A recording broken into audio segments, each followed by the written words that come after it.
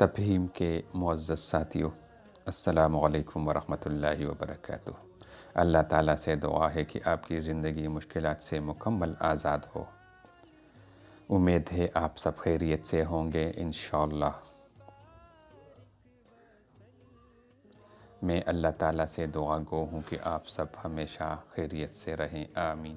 آئیے آج سے قرآن حکیم کی تعلیمات اور آیات سے زندگی کے مشکلات کا ازالہ کریں۔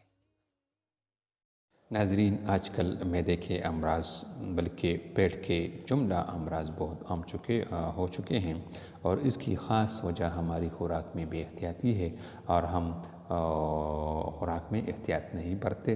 اس لیے اگر آپ کو معدے کے کوئی بھی مرض لاحق ہو تو جس میں گیس، تبخیر، جلن اور السر وغیرہ سے اگر آپ نجات پانا چاہتے ہیں تو ہر کھانے کے بعد پیٹ پر ہاتھ رکھ کر 3 بار سورۃ لہب تبت یدا ابی لہب وتب ما اغنی عنہ مالہ وما کسب سیصلی نارا ذات لہب وامرأتہ حمالۃ الحطب فی جیدہا حبل من مسد پڑھ لیا کرے۔ انشاءاللہ تعالی پیٹ کے جملہ امراض سے آپ نجات پائیں گے، اور یہ نسخہ اپنے قریبی عزیز و رشتہ دار اور سب دوستوں کے ساتھ شیئر کیجئے، اور ہمیں بھی اپنی دعاؤں میں یاد کیجئے۔ انشاءاللہ آپ کو پیٹ کی بیماری لاحق نہیں ہوگی۔